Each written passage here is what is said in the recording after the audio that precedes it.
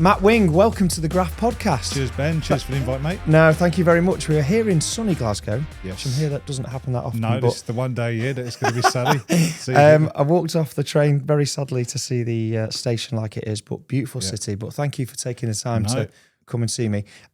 You are a midlife mentor. Yes.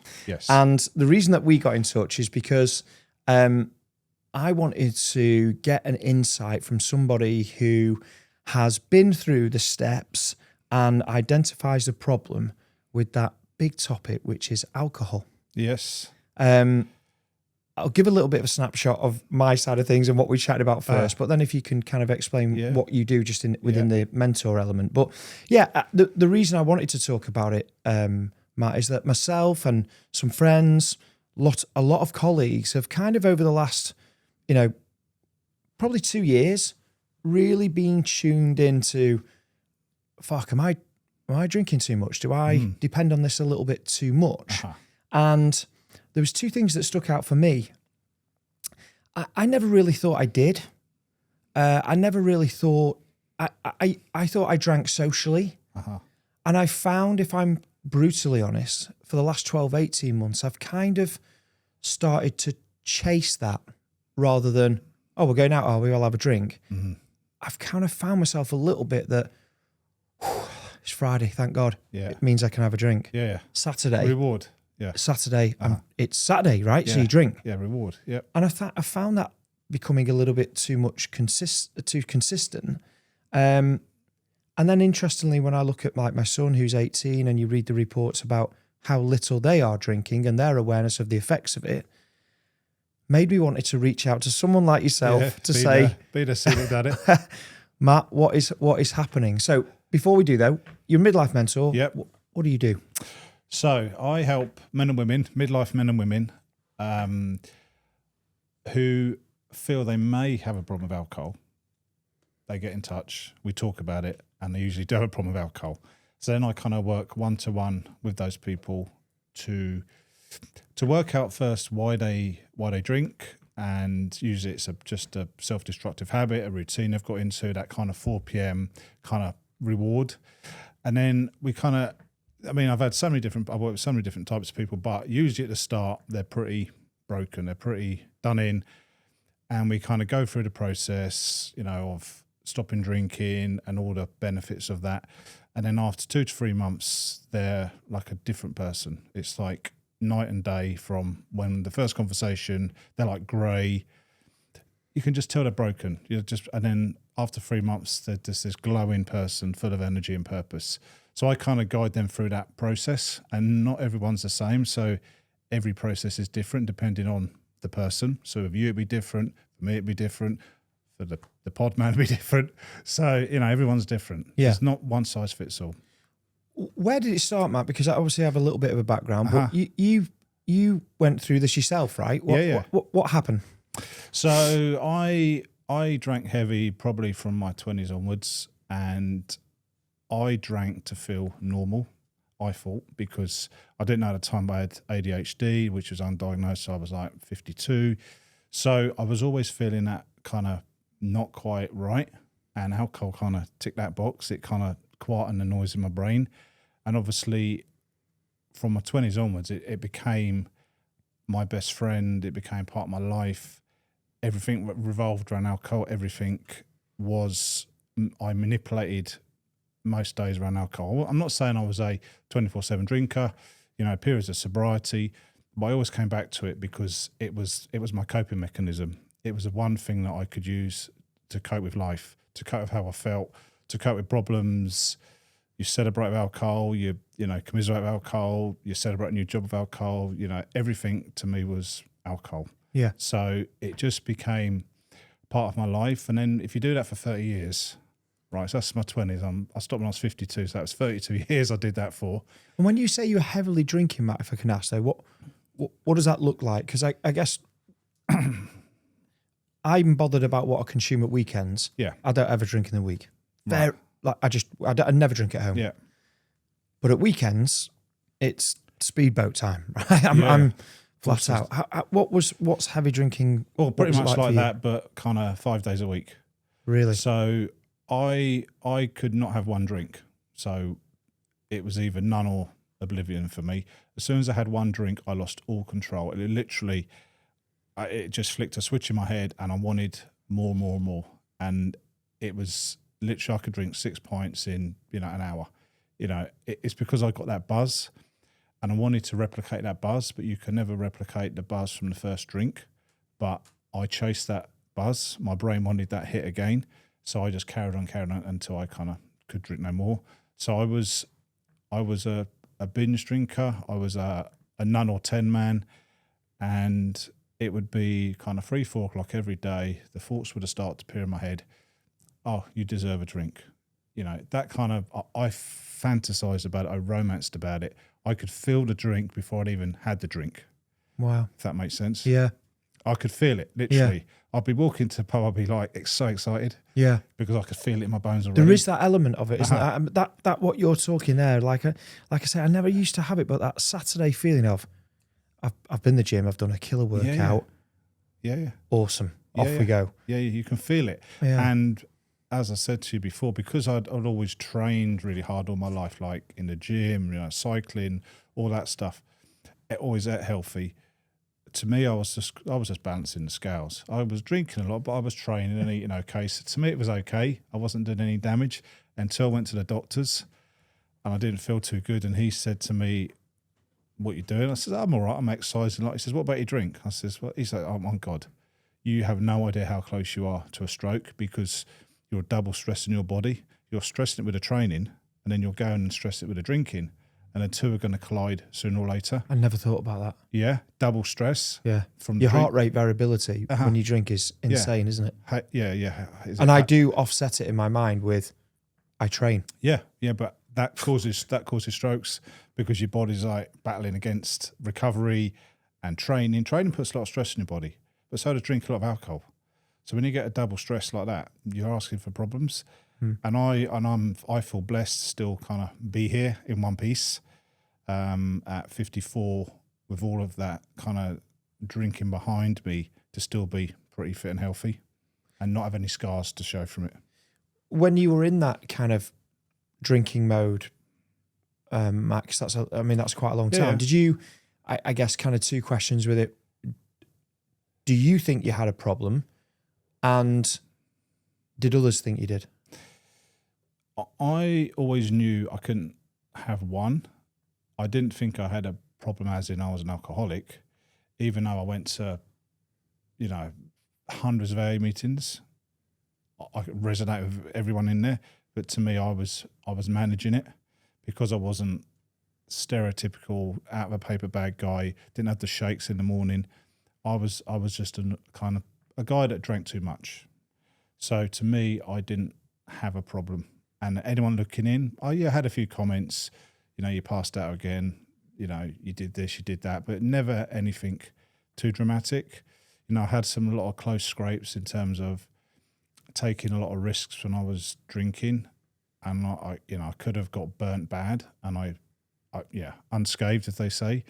But anyone looking in, good job, family, all the nice glitzy stuff, cars, it was all looking brilliant. But inside, I was suffering. I hope you don't mind me asking, married, wife. Yeah. But nothing from your wife at all? Did she drink? Was she drinking as much? What was, I guess I'm kind of trying to get, like if I drank to the level that you're talking about, I think my wife would be, whoa, hang on. You're knocking that back a bit. I was very selfish. I used to, my wife, she'd been brilliant, best wife in the world. But when I drank, I made sure she drank more because I wanted her to be on the same level as me. Because if you're drinking with someone, you want them to be on your page, on your level. And my wife can just have a glass of wine and she'll have a cup of tea. Like, that's fine. I could never do that. So when we went out, it was, we're going out. If we're going for a drink, we're going for a drink. We're not just going for a drink. We're going to have as many as I can get down her neck in a short space of time. So I selfishly used to drag her along on my journey. Yeah. And that used to annoy her because she ended up drinking more than what she actually wanted to because of me.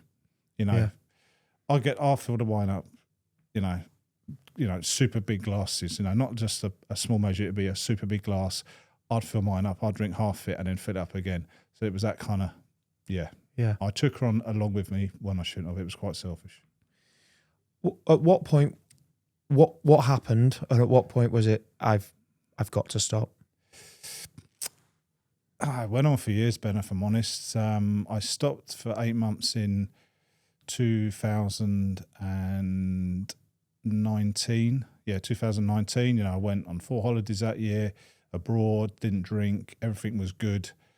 And then I can remember, it's still night as day what happened. I was 8 months sober, and I was down in Newcastle with work, and it was kind of October, November time, and I walked into the Hilton in Newcastle, the one that overlooks the the big bridge and all that. Yeah. And it was all like, I don't know, just looked all shiny and glitzy and and it kind of just... It was crying out for a beer, wasn't it? Just something happened, and I went to the bar and I said to the guy, pint of Moretti. He's like, Moretti's off, mate. And that should have been the sign. That was the sign. I said, that was the sign. I said, pint of Stella. He's like, and it changed the barrel. I was like, Jesus. So what have you got? I think I ended up pint of Kronenberg or something. And I had that one drink, and that one drink sent me back to square one, back on that spiral. Really? So to your question, I was kind of got to 50, just turned 52, and I was just really struggling, mentally, physically, emotionally. And I just got to a place where I just thought, enough is enough. I'm tired of being tired. I'm tired of this life. And February the 14th, 2024, I woke up after a binge on Valentine's Day on the 15th, and I said, I'm done. And I never touched a drink since. Wow. Yeah. That's 2 years. Congrats. Thank you. That's awesome work. Yeah. Incredible. Yeah, and I just made one simple rule on that 15th of February 2024. Don't have the first drink, Matt, because the rest can't follow. And then after that, I started building habits on top of habits on top of habits. I built structure, routine. I created I used to write my whole day down, like what I was going to do to fill that void. Because when you stop drinking takes up a lot of time and a lot of energy and a lot of space. When you stop, you've still got that time. You've still got that energy. You've still got all that space. So you need to find things to fill the void. And that's what a lot of people struggle with. They stop drinking and they get bored and they start drinking again, because it's how you manage that free time you've got. Yeah. A lot of people talk about it. It's quite similar to the old, finishing work, quitting, retiring. Yeah. People are like, oh God, I've got nothing to do. Yeah. I've got this big space. Yeah. And so, not but that would make sense that if you, like you quite rightly say, if you're going out for 3, 4, 5, 6 beers a night, that's an invested amount of time. It is. It is. So many people that retire end up alcoholics because they have all this time on their hands, and what they've just done what to do, so they end up drinking. Yeah. And they die early. Yeah. So, one of my strap lines is, be strong in your 50s. Sorry, be sober in your 50s to be strong in your 60s. And it's true. If you can kind of get through your 50s fit and healthy and strong and don't drink, your 60s will pay rewards. Really? Is that background knowledge on that? Medical? Yeah. Alcohol reduces your life span by something crazy like 15% or something. It's massive. It's huge. And it causes so many cancers, diseases, dementia, Alzheimer's, all that kind of stuff.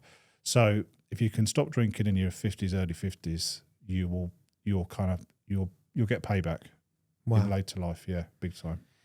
From when you, day after Valentine's Day, you're quitting, just kind of talk us through, well, I guess really, Matt, talk us through how much of a difference you feel and the benefits of what you feel now compared to what you felt like then. And then if we can, the kind of stages and process you went through. To be honest, Ben, the first 3 months are very hard, because you're removing something from your life that's been part of your life for 30 years. It's like cutting your leg off. You need to rebuild your life. That might sound dramatic, but you really are. You've removed something that took so much time and energy and effort out of your life. And I guess in your world, it's enjoyable. Yeah. You're stopping something that you liked. Yeah, exactly. Right? So you're removing something that you actually thought you enjoyed. So, I just remember the first 30 days were tough. And then the kind of first 3 months were hard, really, really hard. And once I got through that, I just kind of felt a shift, and I felt that I had more control, and it wasn't as much white knuckling. It was more, I've actually sussed you out. I now know what you're about. You know what I mean? You've tricked me all for all that time. And my whole mindset flipped on it. It was like I'd been conned, and I was angry with myself, and I became to really hate alcohol with a passion. If that kind of, you know what I mean? Yeah, and when you get into that mindset, you're like, I ain't ever fucking drink it again. That isn't, do you know what I mean? But don't get me wrong, there's days when I fantasize about it. Coming to Glasgow today, walking past places where I've been drinking, you know, it all brings it back. It all brings it back. So I still fantasize about it, but I don't act on it. Yeah. I once did 28 days. So honestly, and every time I think about it, you know, when I think about how poor that sounds to a certain extent, because like I say, I've never really thought of myself as you know, members of my family, my cousin, for example, we go to watch Man United. You know, he drinks a lot, and he drinks every weekend. Yeah. You know, that's the life, and so on and so forth. And I found myself, as I say, more doing that more and more often. I did once about 2 years ago, 28 days off. It was January, like most people do. One of my friends said to me, "You look great. You've lost some weight. How do you feel?" And I remember saying to her clearly, "It's the best I've ever felt." Yeah. The Saturday came and I went to watch my local football team. It was great. It was pissing down. Yeah. And my wife didn't come along with me, and I sat there and I was like, I'm bored. I actually feel bored. I'm going to make myself busy. I'm going to go get a Bovril. Yeah. Went to the tea hut. The queue for Bovril was about 40 people. Yeah. I looked inside at the bar, there was 2, and I was like your sign that you got, I was like, this is a fucking sign. Yeah, I should be having a beer. Yeah, yeah. I can even remember that so clearly, Matt, that I think I had about 5 or 6 pints then. And that was you back. Yeah. That's my, you know, when I don't know who the guy is that I've watched on Instagram, Matt, but this guy talks about, he goes, you know, I'm never going to get fed up of that meeting up with my friends for drinks. I'm never going to be tired of having that sunset cocktail or that beautiful crisp glass of champagne or the, you know, the Guinness on Cheltenham Day like I did last Thursday. Yeah. And I look at that and I romanticize that. I do think of it in that way, but I also think probably negatively of it on the other side, if I'm honest, Matt, that if I don't drink, it's going to be boring. If that's just what you think, though, that's just... You know what I mean? I can't imagine going to sit in the pub with my mates who are watching football and not having a drink. I think I'd find it boring. And that's my worry. Yeah, yeah. Well, it's not. No one cares if you drink or not. Only you do. So you build this thing up in your head that when you go out, everyone's going to give you a hard time because you're not drinking. As soon as you say I'm not drinking, they're like, all right then. And it's kind of 10 minutes later, it's all forgotten, and they're off on their vibe, and you're off on your vibe, and you go home sober and get good night's sleep and wake up feeling great, and they go home pissed and wake up feeling shit. So, you know, one of the best techniques I was ever taught was when I start fantasizing about a drink is to play the tape forward. So great, I can have a drink, but how does it look in an hour? How's it look in 2 hours? How's it look in 4 hours? How's it look in 6 hours? How does it look tomorrow? Doesn't look pretty, does it? And then that puts me off the drink. Yeah. Because the consequences are too big. Yeah. Just for that 10-minute buzz, just not worth it. Yeah. I shared with you before that, you know, one of the bigger indicators for me that have that bothers me the most is to the point that you're saying about is about quality of life post drinking. Yeah. Yeah, naturally everyone's not had a great night of sleep, so they're a bit grumpy the next day. That definitely plays into it. But, you know, running my own business, I'm so unproductive on the Monday and Tuesday.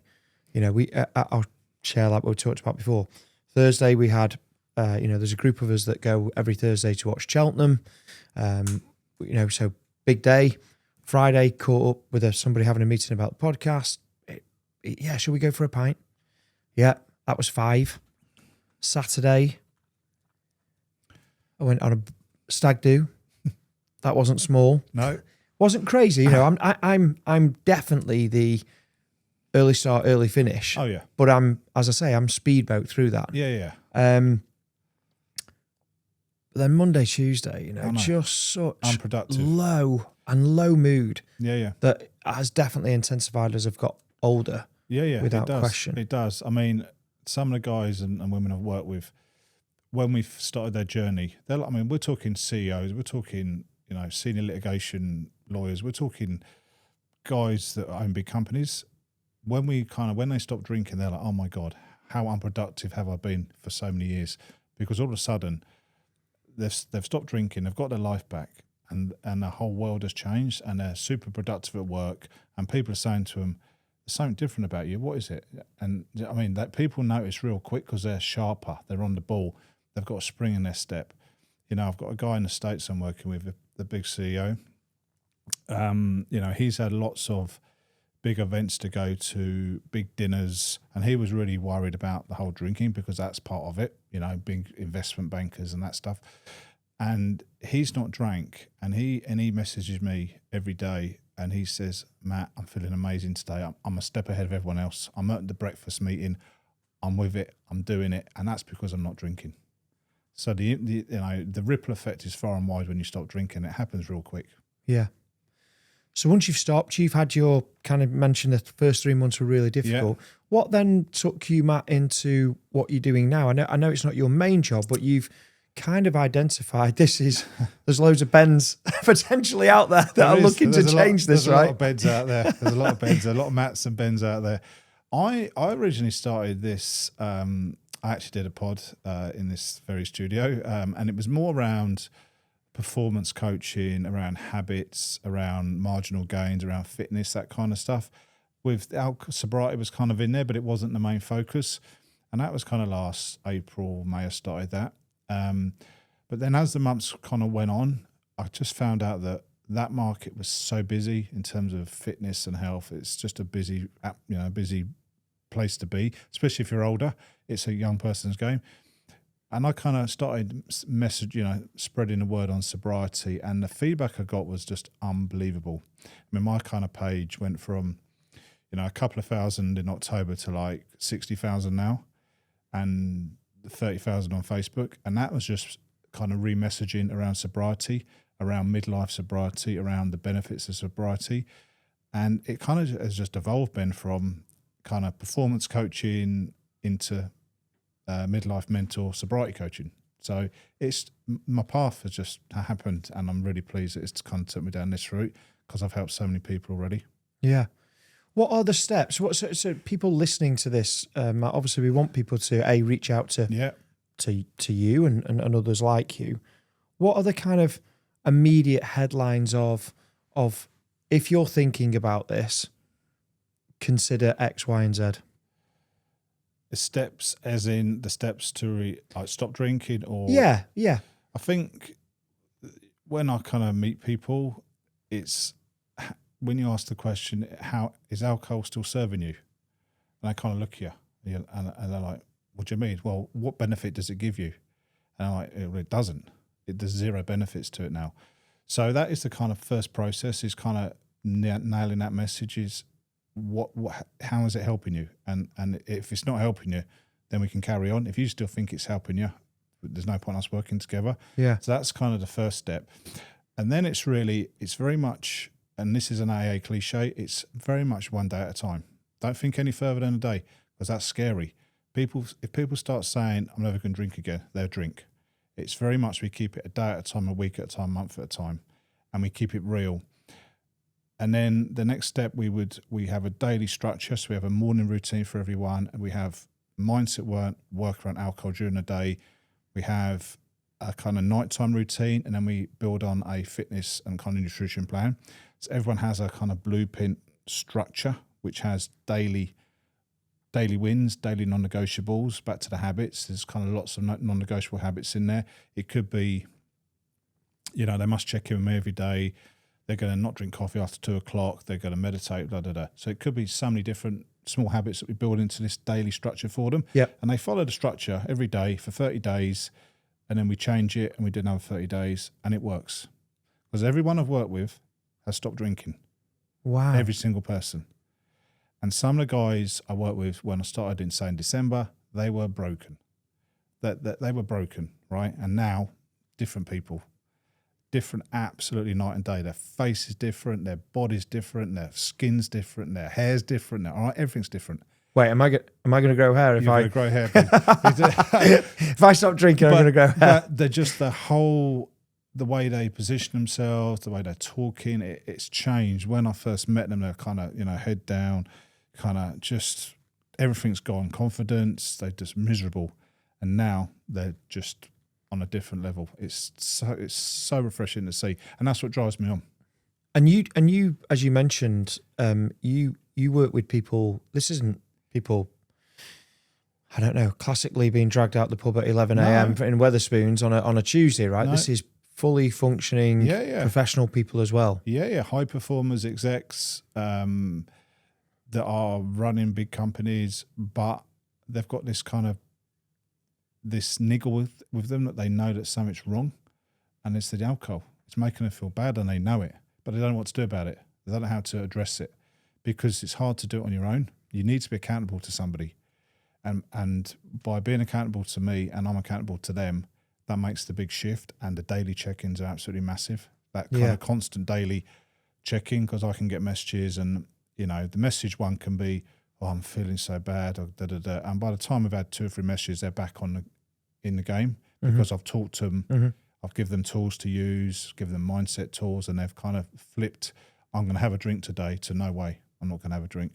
Yeah. What's the best results you've seen? I mean, I guess it's got to be a little bit self-reflective as well, right? Because you're, 2 years sober. Yeah. What are the biggest results you've seen in yourself?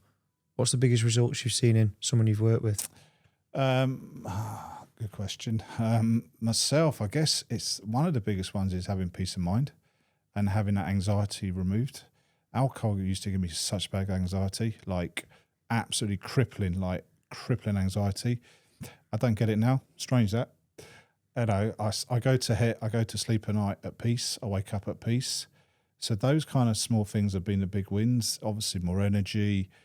I just feel that you're more present. You've got more time for your family, more time for your work. There's nothing that's bad about not drinking. That anxiety element is horrific. Dreadful, isn't it? I remember, once being hungover and my wife asking me to go to the supermarket to do the weekly shopping. Too scary. I phoned her after about 10 minutes, said, "I've got a bag of tangerines and some mints. What do I do?" And she was like, "I know. Put the trolley back. Yeah. Get in the car, drive home." I know, but not crippled by it, but just that it's a horrible feeling, isn't it? It is. So imagine living like that 7 days a week. Wow. That constant fear in your stomach, that constant that's what I was like. I was in fight or flight for 25, 30 years, high alert. And the only way I could... That's exhausting. It was exhausting. The only way I could numb it was to have a drink. Yeah. Because that's all I knew. I didn't know anything else. It was... I'm feeling anxious, have a drink. How long did it stop? How long did it take before you started to feel that difference? A good 3 months. Yeah, okay. Yeah, there's a thing called pause. It's called post-acute withdrawal symptoms, and that happens in midlife people that stop drinking, and they can last for up to a year, even 2 years in some cases, and that means you still will struggle with sleep, anxiety, weight, agitation, all that kind of stuff, because it's been in your system for so long. It takes time for your body to rebalance and kind of readjust to not having alcohol in your system. Wow. Yeah. And I guess all the results that you have with your clients are positive, but anything that kind of stands out that's, this person's gone from here to here. I guess I obviously can't mention names. No. There's a client in Dubai. When I spoke to them at the start, this is in December, they were drinking like 6 bottles of beer when I woke up in the morning. Yeah, going to work, big job in Dubai, like just functioning throughout the day. you know, driving around, doing their stuff. And they were broken. They were, you could see it in their face. They were broken. They were the face was all red and bloated. You know, they were scared to go into work. They were scared of life. They were scared of everything. And now they're like training 5 times a week, running every day, walking every day, going to the office not full of the fear, going to social functions, going shopping, doing stuff with the family. And all of that they couldn't do before because they were just under the spell of alcohol. Yeah. It's unbelievable. Yeah, it's debilitating for some people, isn't it? It's crippling. It's crippling. And it's so sad because it's everywhere. It's everywhere, wherever you go. How big of a problem do you think it is, Matt? Like, I was really surprised when I spoke to a couple of friends. Not, you know, we were out, and you know, I was like, I'm starting to think I'm a bit of a piss can. You know, I'm like, you know, it seems to be. I said to somebody the other day, yesterday actually, one of my neighbours, I was telling her about this podcast, and he said he had a friend that had given up drink, and he'd worked in wealth management in London. Yeah. You know, drinking was the culture and so on and so forth, as you know, and he said that this person had said every single facet of my life is better. Yeah. Because I don't drink, and he said he was the, you know, archetypal piss can. Yeah. I said to, as I say to my neighbour, I was like, yeah, I am a little bit, but I think I get pissed every weekend. Yeah. And that's because, like you, I don't want one. No. I have no interest in having one beer. I don't like the taste of it enough. No, I don't even like the taste. I like the feeling. I like Guinness. Yeah. But not enough to like, ooh. Ben, even Six Nations now is sponsored by Guinness Zero. No, it's Guinness Zero. Heineken Zero everywhere. It's because there's a change. Yeah. And the only way these big companies are moving are to come with it. And they charge the same for a pint of Guinness Zero than they do for a pint of Guinness. Which is unbelievable, right? It's unbelievable. Yeah. But, you know, I used to be totally disagree with zero beers, but now I'm a big fan of them, because if I have a zero Guinness, I only want 2 and I'm done. Yeah. But if I have a real Guinness, I want 10. Yeah. What does that tell you? That one's got the toxic poison in, addictive stuff, and one hasn't. Yeah. You know? So while the government will lose lots and lots of tax on selling less alcohol, they're still going to get at it because people drinking zero beers. Yeah. They're just not as many. Yeah. It's a really good point. That is the difference of it. Like, if I think about going out and having 0% beer, which I've done, to your point, I'm like, I don't want more than 2 of that. Because why do you? You're like, it's crazy, isn't it? Yeah. It's crazy. Mental, but then the flip side of, like, you know, just, finding that I've been too much in this gap of, like, it's not just small amounts drinking. And I don't think, hopefully, Matt, when this episode goes out, there's not, you know, loads of DM messages saying, I'm glad you've opened up. We thought you had a problem for ages. But more that I've just been one of the same group doing the thing. Do you think this is a massive problem? I do, yeah, a massive problem. And it's not until people, they stop for a while and they see the benefits. Like you used to have 28 days, you felt amazing. Fuck's sake, why would you carry on drinking? Wasn't that sign? I'm ashamed to say, it's literally, I remember saying, I'm ashamed to actually say, it's the best I've ever felt. Exactly. But then the sleep was everything. Incredible. Yeah. But you carried on because it's got that pull. It's got that, you like the feeling it gives you. So yeah, back to your original question. Yeah, I do think it's a big problem, especially with midlife people, because we've kind of been brought up in that era where drinking was the thing. Now the kids and that, it's a bit more, they'd rather do other stuff, you know, whatever they do, but there's less drinking for youngsters, whereas the guys that and women that are kind of 40s and 50s now, 60s, it's just been the culture. It's just been the culture. Yeah. And it's a big problem. It certainly was kind of from our parents' generation. We're similar ages, right? Yeah. It's ironically though, my parents didn't drink. They don't drink now. But then kind of my age group, definitely, you know, it's one of those that's it's involved in so much all the time. You know? Yeah, I mean, my dad, he was an alcoholic and he died when I was 40 due to alcohol. But I never kind of, when I was growing up, I didn't really notice it because you kind of just ignored it. But he was probably the same as what I was kind of growing up. Yeah. But it got hold of him too late, so he passed away. So that, you know, when I think back, he was just doing what everyone else was doing at the time. I remember as a kid going to the pub with him and all his mates. They were just drinking like I was drinking in my kind of 30s and 40s. Yeah. So it was the norm. It really is. It's quite scary, really. Yeah. It's. I remember talking to somebody who deals with heavy alcohol addiction prior to us connecting, and she made a really interesting point. It's like if the world started again, this is the last drug that they would legalise. They would, 100%. If they knew now what they know about alcohol, it wouldn't be legal. Yeah, 100%. That's mental. It's like the third biggest killer in the country or something mental. Yeah. It's crazy the amount of lives it affects. It's not just you it affects; it's the people around you. You know, it affects people so far and wide, and you know, especially kids with parents that drink a lot. You know, there's big organisations now for kids with addictive parents and stuff like that. It's such a big problem. It really is. Yeah, it's such a shame. It's such a shame. Have you reflected back at all, Matt, with friends and family, and to say, you know, was I a problem? Was it a frustration to them? Do you know why? No? Because the past is the past. Yeah. Okay. I don't want to relive that person. Yeah. People say to me, "Why don't you put stuff on Instagram of you like lying in it, like you know, passed out and stuff like that?" So why would I want to do that? Why would I want to be reminded of that person? I want to be reminded of the person I am now. Yeah. And this is what I do. I help people, not the drunk version. Yeah. I don't want to remember that stuff. Yeah. And it's just the way I am. I just look forward. The past is the past.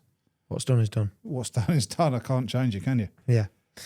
Matt, people listening to this, as I say, we're obviously going to share your details and how they get in touch with you, but kind of what questions should people be asking themselves in conclusion? Just like, if you think you've got a problem, ask yourself these things. Think about X. Well, one, can you stop at one? Can you have one drink or not? If you can't have one drink, you've got a problem. That's an easy way to look at it. You know, because if you can't stop at one, you lose control after the first one, you've got a problem. Yeah. You know, do the stuff that the government says, count the units, you know, 14 for a man, you know, was it 11 for a woman? That's like nothing. That's like, that would be one night for me. I'd do more than that in a night. Yeah. The whole week's worth in a night. You know, if you're drinking more than you should, you will know deep down you've got a problem. You need to knock it on the head. Are you drinking every day at the same time? Is it a ritual? Is it a habit? Yeah. You know, so many people reach 4 o'clock, it's or a glass of wine. It's because that's just habit, pure habit. Talk to us if you don't mind, because that was one of the things you mentioned that I thought was really interesting. You've started a community group, email group about this 4 p.m. element. Talk us about this 4 p.m. thing. I just released an online course. It's called the 4 p.m. Reset. It's because when I kind of thought back to all of my years of drinking, there was always one time of the day that I wanted to have a drink. It kind of hit me. It was just that voice kind of crept in. It was always kind of 3-4 o'clock. It was like, oh, let's have a drink, let's have a beer. And then I'd go on full tilt, like that would be my power drinking, like from that point till dinner. And then I'd kind of probably wouldn't drink as much after dinner because I'd had as much as I could, and I had food and I was full up. So I kind of thought, well, surely everyone else is the same as me. And when I'd done research, it's true. Everyone has that little voice every day that says it's time for a drink. So the 4 p.m. Reset kind of course was born, and it's just 6 modules that talks people about why the 4 p.m. happens and what to do about it and how to manage it and how to navigate it and how to get through it and having a good evening and in turn wake up the next day fresh. Yeah. It's called the 4 p.m. Reset. Okay. Yeah. And people can get in touch with you and we'll share those details. Yeah, it's on my page. It's a course. It's 6 modules and it's really easy to do, and you'll get through them and you'll probably stop drinking. It's the kind of calling bit, as you mentioned, isn't it? It's kind of like this. It's like self-alarm almost, isn't it? It's like an itch. You get that 4 p.m. itch, and the itch gets, so much that you just want to scratch it. And the way that you scratch it is that you have a drink and it goes away. It's like analogy, if you've got kids and they're in the back of the car and they shout, "I want ice cream," and you say no, and they just keep going, "I want ice cream," and you just like, right, have some ice cream. Yeah. That's the same with alcohol. You just want to shut that voice up in your head, and what do? You have a drink. Yeah. And it goes away. but then the cycle repeats the next day and the next day and the next day, or in your case, on the Friday, Saturday, Sunday. Yeah. Matt, I think the headline about, the if you can't have one, then if you can have one, fine. Stop, I cool. Ben, I don't demonise alcohol. If people want to drink, they can drink. That's their shout. But I help people that want to stop, and that is a good tip. If you can't have one or two, then you've got a problem. Not a big problem, but you just need to have a word with yourself. Yeah, why can't you at that point? Yes. And to the point, like what we were saying, is I don't see any value in having one or two. No, what's the point? It tastes horrible. I mean, you drink. Most people drink to change the way they feel. That's the bottom line. You are drinking to change how you feel. Wow. I think that's quite powerful. Yeah, it is. You're not drinking because you like it. You're drinking because you want to change how you feel internally. And that's super, super. When you actually think, oh my God, I'm using a drug to change the way I feel, and I'm doing it quite a lot. What's going on?